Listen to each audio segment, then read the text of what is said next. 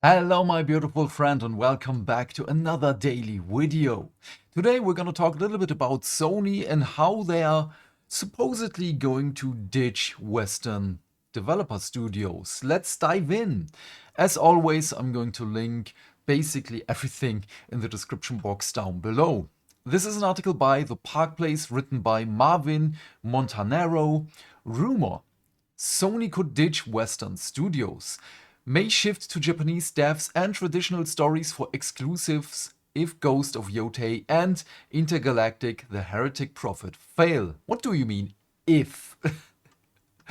This is a word that has a lot of stuff on its back right now. Because failing right now for Ghost of Yotei depends totally on what the goal for Sony is. Because financially, it isn't. Because the engineering, which is the biggest part of game design, of game developing, is already done. They had Ghost of Tsushima. The development cost for Ghost of Yotei wasn't that much. So they will not lose that much money, and at this point they already probably have made a little bit. And a little bit, I mean, of course, in business standards, not in our regular pleb life standards. But it totally depends. Again, if they wanted to do 10%, they wanted to do 100% or 1000% and so on. Heretic Prophet is really, really funny because a couple of days ago I talked to a friend about this one. We watched the YouTube video because she didn't remember that, and I'm going to show it to you in a moment as well. But the other funny thing is my mind immediately went to Warhammer because I couldn't remember the full title of the game because the title is also not good. I typed The Heretic Saint if you know Warhammer 40k lore. But yeah, a source close to Sony tells that Park Place that internal discussions in Japan suggest a major strategic reset could be coming for PlayStation exclusive lineup. According to our source, so trust me bro, but that's a very good trust me bro because it kind of makes sense. Both Ghosts of Yotei from Sucker Punch and Intergalactic: The Heretic Saint, that was on purpose, from Naughty Dog are being viewed as last chances for Western developers to land major exclusives under the Sony company's current direction. Yeah. One source claimed. Another rumor I'm also hearing is that Naughty Dog's Intergalactic: The Heretic Prophet and Ghost of Yotei are the last chance for the Western developers. If they fail, after that Sony is going full focus on Japanese developers and instead go back to traditional stories and characters. They're citing China winning on the gaming market with Genshin Impact, Wukong and Wuthering Waves as reasons to change.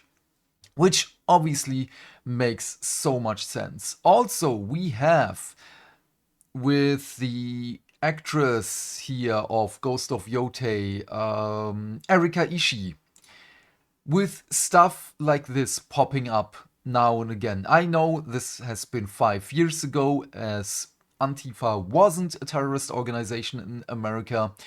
But still, there is a lot of controversy also with the one dev that advocated for political violence, which obviously is not good.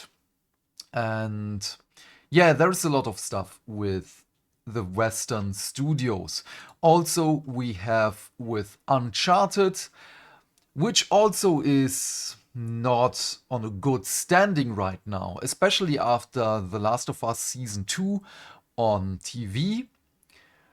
Well, do you remember the time when Last of Us 2 was being released on the PlayStation? Everyone played it. I mean, not everyone, but you know what I mean. A lot of people played it. A lot of people were upset with what happened to Joel. And they were like, no, the gamers are at fault. It's the gamers who hate good stories. They did the same thing on TV and there again, a lot of people hated it. But it was the gamers. Yes, it's always us, the gamers. No, no, no. We don't know what good stories are. Yes, Neil Druckmann. Yes, shh, shh. Go back to sleep. Go back to sleep. And with, of course, the heretic prophet here, that's going to be the same again.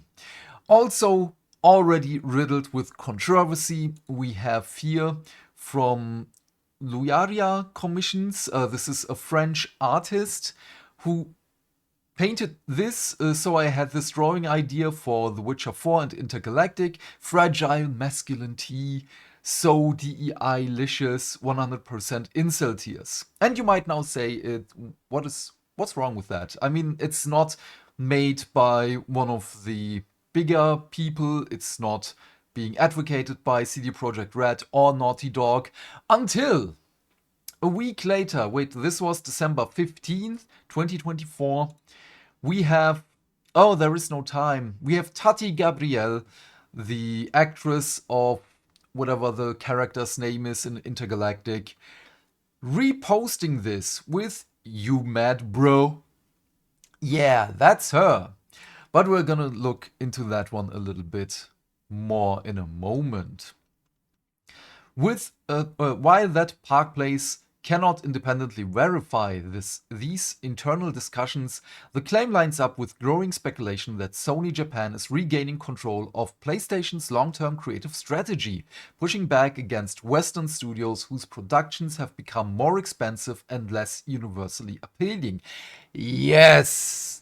Yes, big W for PlayStation. Maybe I will turn on my PlayStation for more things than just, well, Netflix. Oh no, not even Netflix anymore. What am I?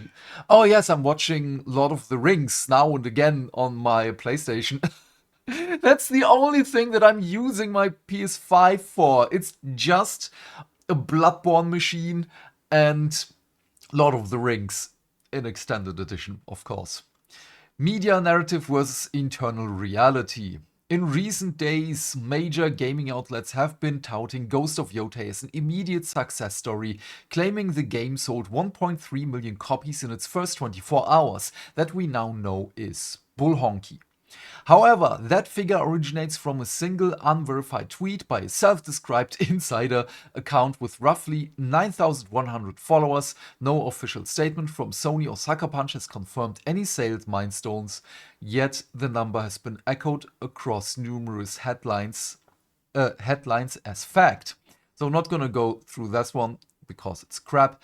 Right now we know that it sold 120,000 physical copies in Japan. It sold digitally in Europe, America, and Canada about 1,100,000 copies. So in the first week, by the way. So that's not good. Meanwhile, that Park Place source paints a very different picture behind the scenes. According to the insider, Sony Japan has softened its advertising and reduced marketing investment for Ghost of Yotei after early sales fell short of expectation. That makes totally sense. We had other games that had the marketing plastered for a month, if not longer.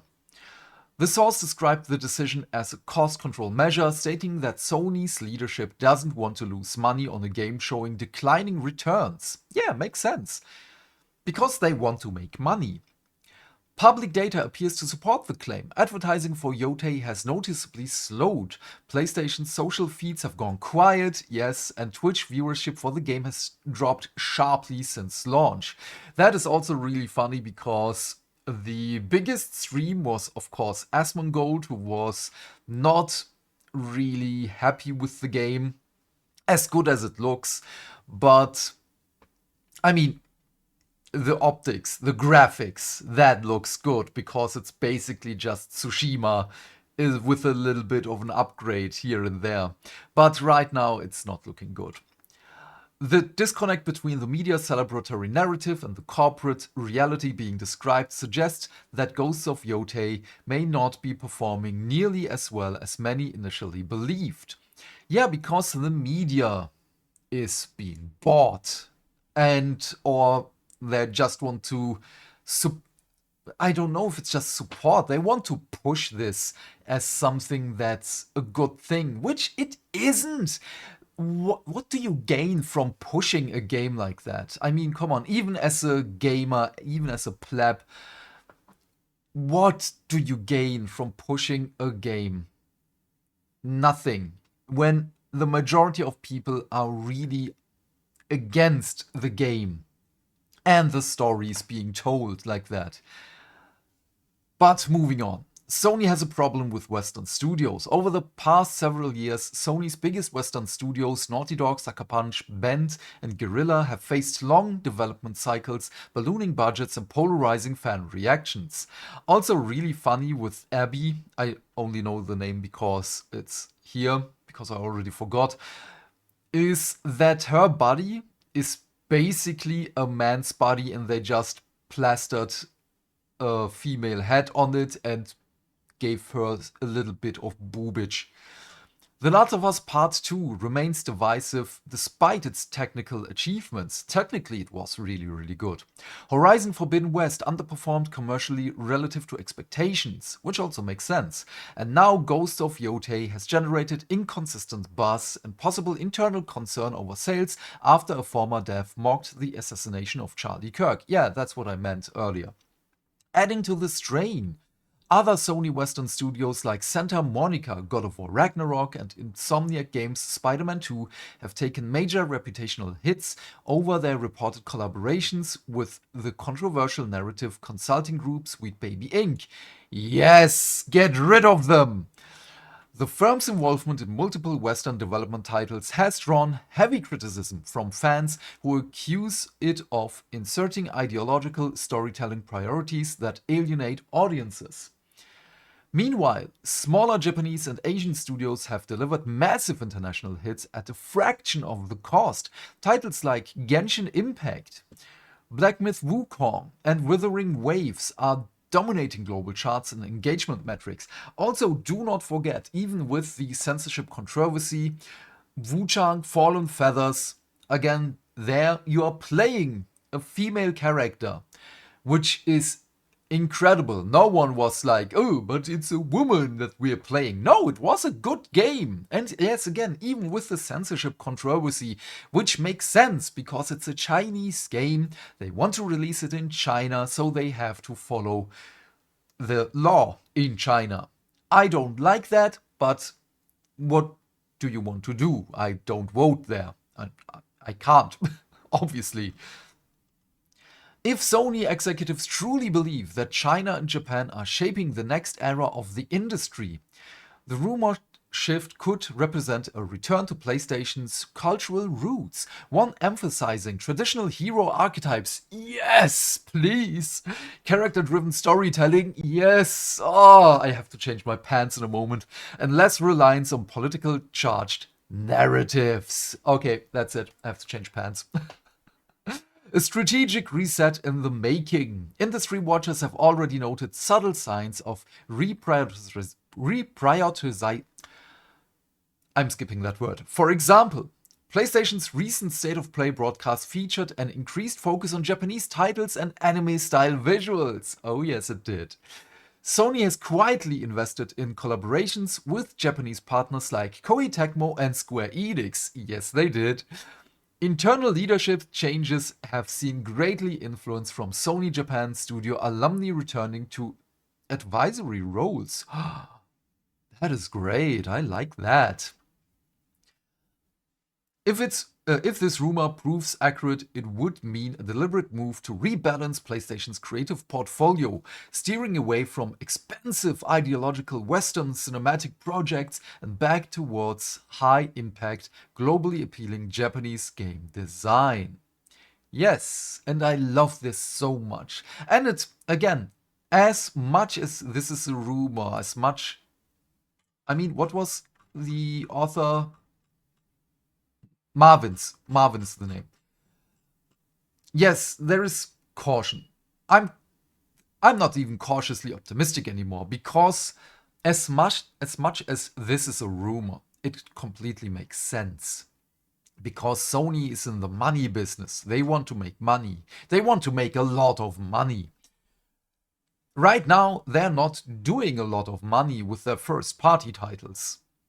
Sony has not confirmed or denied, and they will not, this reported internal conversation. While that Park Place source has proven reliable for past industry leaks, these claims should be regarded as unconfirmed until official statements are released. They're probably not going to release a statement. We're just going to see it. It's that simple. They're not going to say, we are cutting ties with these. Maybe they will with Naughty Dog and whoever made Sucker Punch, was it? Maybe, but I don't think so. I think we will just see more and more titles from Japanese studios. Even so, the timing and concept align with observable trends. Yes, reduced advertising for Ghost of Yotei, declining engagement metrics, and growing emphasis on Asian markets all point to a potential inflection point for the PlayStation brand. Yes, totally makes sense. Then we have this. 100. Ooh, that's a lot. 120,000-ish K likes, 300K dislikes. And whenever we go in here, I mean, this is just a Neil Druckmann thing right now with inserting his fetish in the games. It's not a big secret, come on. This is like Quentin Tarantino and his foot fetish. It's just plain simple as that. And then you have this beauty of a shot in a moment that so many people just picked apart. And I mean, yes, just look at it. Come on. But at least they get the Adidas. Why am I saying like this? The Adidas money. Where was it? It's about here-ish. Yeah, there it is. At least they have the Adidas money. Come on. Oh, beautiful. What was this? Why did I do that? Oh yeah, I don't know why. Oh yes, I was looking for Pirate Nation's posts for the Erika Ishii thing, and I wasn't able to find it because I really don't know how X Twitter works. I have no idea because I'm usually not using it.